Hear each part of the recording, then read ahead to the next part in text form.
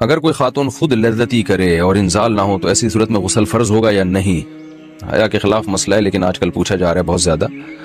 تو یہ بیماری آج کل عورتوں میں بھی آ گئی ہے، خود لذتی کی. تو اگر انزال نہیں ہوتا، ڈسچارج نہیں ہوتی، تو غسل فرض نہیں ہے. اگر ڈسچارج ہو جاتی ہے تو پھر غسل فرض ہوگا، اور گناہ بھی ہوگا، توبہ استغفار کرنا چاہیے. تو یہ ہینڈ پریکٹس وغیرہ یا ان چیزوں کی طرف نہ لڑکے کے لیے جانا جائز ہے، نہ لڑکیوں کے لیے جانا جائز ہے. یہ بالکل حرام ہے، اسلام میں اس کی بالکل اجازت نہیں ہے. سورہ قد افلح المؤمنون میں بھی اللہ نے حکم دیا، اور سورہ معارج میں بھی کہ الا علی ازواجہم، کہ مرد اپنی بیوی کے علاوہ اور عورت اپنے شوہر کے علاوہ کسی تیسرے راستے سے اپنی خواہش پوری نہیں کر سکتے، نہ ہاتھ کے ذریعے نہ کسی اور ذریعے سے.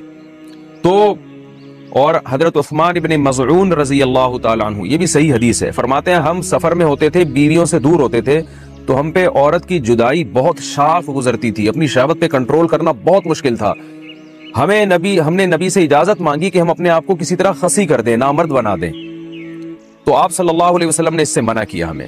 اب آپ دیکھیں حضرت عثمان ابن مظعون اتنی شدید کنڈیشن میں کہ اپنے آپ کو نامرد کرنے کے لیے وہ تیار ہو گئے تھے.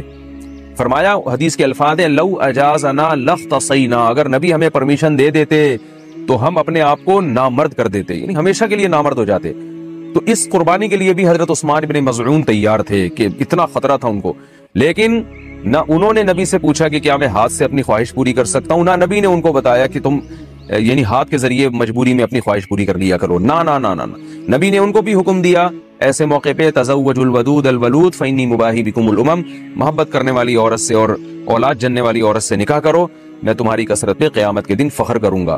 تو آپ صلی اللہ علیہ وسلم نے بزبان حال بتا دیا کہ یہ جو اللہ نے تم پر، مرد پر اتنی شہوت مسلط کی ہے، خواہش مسلط کی ہے، اس کی وجہ یہ ہے کہ اللہ نسل چاہتے ہیں کہ مرد اور عورت کا ملاپ ہو. تو مرد اور عورت کو ایک دوسرے سے دور رہنے کے لیے پیدا نہیں کیا ہے، ملاپ کے لیے پیدا کیا ہے. تو اس لیے ملاپ کی ایک ناجائز قسم ہے، ایک جائز ہے.